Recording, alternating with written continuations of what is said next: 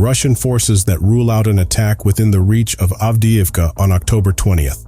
Regardless of the conditions and applications that are included, the Russian command is protected in this operation. Krasnohorivka, near Avdiivka. By Russian mill bloggers and a Ukrainian military observer, Russian authorities have captured the Ukrainian stronghold northeast of Avdiivka, reached the train station north of the city, and advanced to the Tsarskaya Okhota restaurant south of Avdiivka.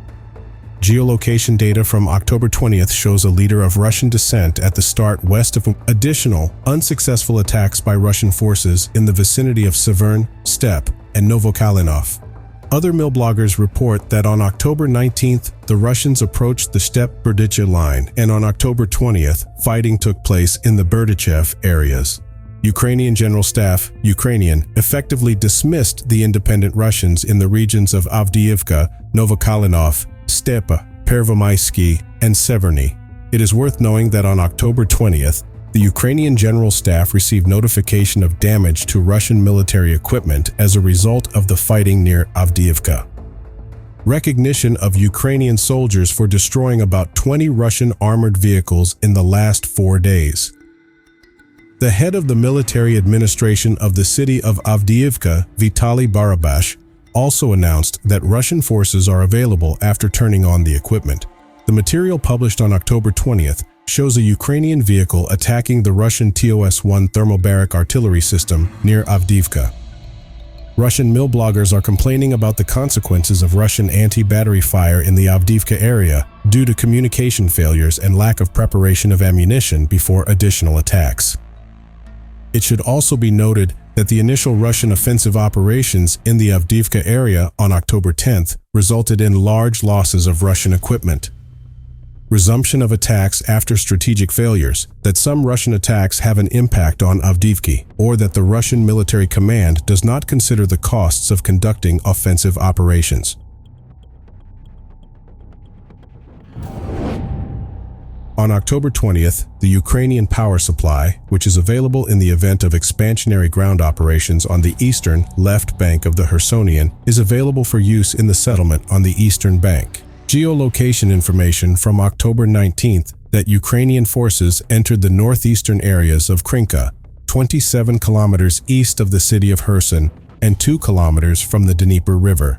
Russian mill bloggers reported that Ukrainian forces were establishing footholds in Krinky locations and continued to maintain a presence on the Antonivsky Road and railway bridges. Prominent Russian mill blogger that Ukrainian authorities temporarily moved deeper into the Krinky area, up to the Kozachi-Laheri-Krinky-Korsunka route, but Russian airstrikes forced Ukrainian troops to withdraw to the northern outskirts of the settlement. Mill blogger reported on fighting near Pishchanivka, 14 kilometers east of Kherson and 4 kilometers from the Dnieper River, where a Ukrainian sabotage and reconnaissance group was useful. A prominent Russian mill blogger suggested that the Russian authorities did not occupy the southern outskirts of Pishchanivka until after October 18th. Another Russian, Pishchanivka, which is characteristic of the fact that the Ukrainian authorities still order operations in this settlement. It is worth knowing that the Institute of War Studies, ISW, does not have any other threatening factors. The Ukrainian General Staff ordered on October 19th. This year, Ukraine has allocated an amount exceeding 1 trillion hryvnia for defense purposes, which is equivalent to $27.4 billion, as announced by Prime Minister Denis Shmyhal on October 20th. In his speech during the government meeting, Shmyhal explained that this huge sum includes expenditure from the state budget on defense in the first 9 months of the year 2023. The largest part of these funds is the remuneration of military personnel, which amounts to 682 billion hryvnias, which is equal to $18.7 billion.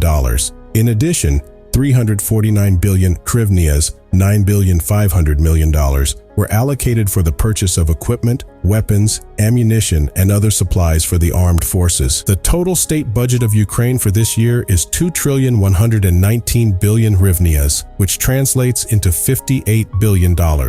The second largest item in the budget are social programs, which were allocated 386 billion hryvnias, or $10.6 billion. Prime Minister Shmyhal emphasized that full and timely financing of social benefits, including payment of salaries to public sector employees such as teachers and doctors, would not be possible without support from international partners. An additional 112 billion hryvnias, $3 billion, were allocated for regional budgets and 102 billion hryvnias, $2.8 billion, for healthcare. On October 19th, the Ukrainian parliament approved legislators' proposals regarding the state budget for the year 2024, adopting the draft law in the first reading. Now the government must carefully analyze all the amendments and present the updated document to Parliament for the final vote, which is scheduled to take place by November 20th. Ukrainian forces continuously carried out retaliatory actions in the Bakhmut region and the western part of the Zaporizhzhia Oblast, but achieved no visible successes. Although a Russian observer claimed that Ukrainian troops had made some progress northwest of Verbov, 10 kilometers east of Robotyne, these claims were not confirmed by independent sources. The General Staff of Ukraine has confirmed offensive activity in the Bakhmut and Melitopol areas, while Russian sources talk about Ukrainian attacks in the vicinity of Klishchevka, Andriivka, Kurdyumovka, Robotyne, Novopropovivka, and Verbov. Vladimir Putin, President of Russia, visited the southern military district in Rostov-on-Don on October 19th, where he discussed the war situation in Ukraine. Russian media reported that he met there with top military commanders, including Army General Valery Gerasimov. General Gerasimov emphasized that Russian troops are carrying out their tasks in accordance with the planned plan. Various units of this military district are involved in key frontline operations. Putin's visit to Gerasimov emphasized the involvement of the Russian military command in the ongoing operations and was probably intended to demonstrate their effectiveness.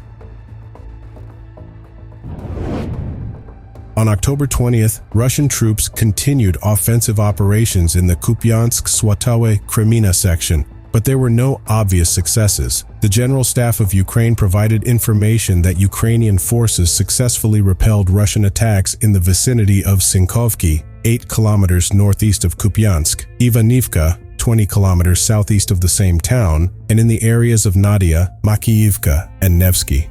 Russian sources emphasized that their attacks in these locations continued, with one report suggesting they were approaching the outskirts of Lyman-Pershi. Ukrainian military expert Konstantin Mazoviech drew attention to the actions of the units of the 26th Armored Regiment and the 15th Motorized Rifle Regiment in the Yakidne Ivanivka area, where, however, they did not achieve the expected results. The Russian Ministry of Defense emphasized the failure of Ukrainian offensives along the previously mentioned section of the front. Mashevets, in turn, reported that Ukrainian troops had advanced 400 meters to an unspecified part of the Kupyansk-Svatove route. The European Union plans to introduce a new package of sanctions against Russia, which will include a ban on the export of Russian diamonds, as reported by EU Observer on October 20th, citing an undisclosed diplomatic source from Europe. Before introducing the 12th round of sanctions against Russia, the EU awaits the position of the Group of Seven. The countries that make up the G7, which includes Canada, France, Germany, Italy, Japan, the United Kingdom, and the United States, account for approximately 70% of global diamond demand. According to information, the decision on the G7 ban will be presented publicly in the coming days, and a ready mechanism to control the trade of these gemstones has already been prepared. A week before this news, Belgian Prime Minister Alexander De Croo expressed that Western countries had prepared a full traceability system that aims to cut off Russian diamonds from Western retail markets, preventing them from financing the conflict. Diamond exports are an important element of the Russian economy, generating 4 billion euros, or approximately $4.24 billion annually, and have high symbolic value as a symbol of luxury. The Prime Minister of Belgium, De Croo, indicated that it is planned to introduce this ban from January 1, 2024. It is important to emphasize Belgium's role in the process of introducing these sanctions. The country has been a leader in the initiative to sanction diamonds from Russia, especially since Antwerp, Belgium's second largest city, is one of the world's most important centers for the diamond trade.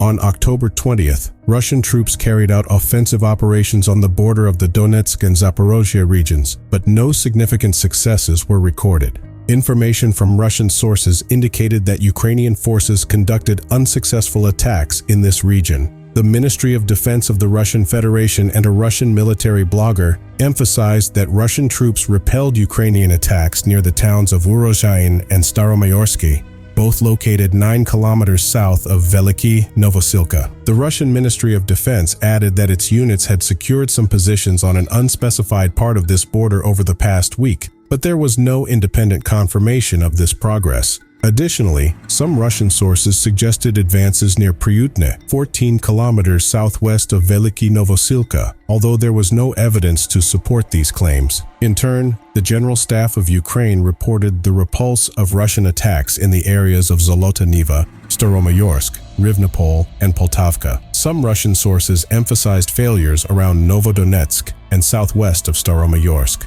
Interestingly, the Russian battalion Vostok indicated that the operations in the vicinity of Veliky Novosilka had not intensified and were focused mainly on small clashes and exchanges of artillery fire, which was explained by the lack of reserves for intensive offensive operations due to other sections of the front.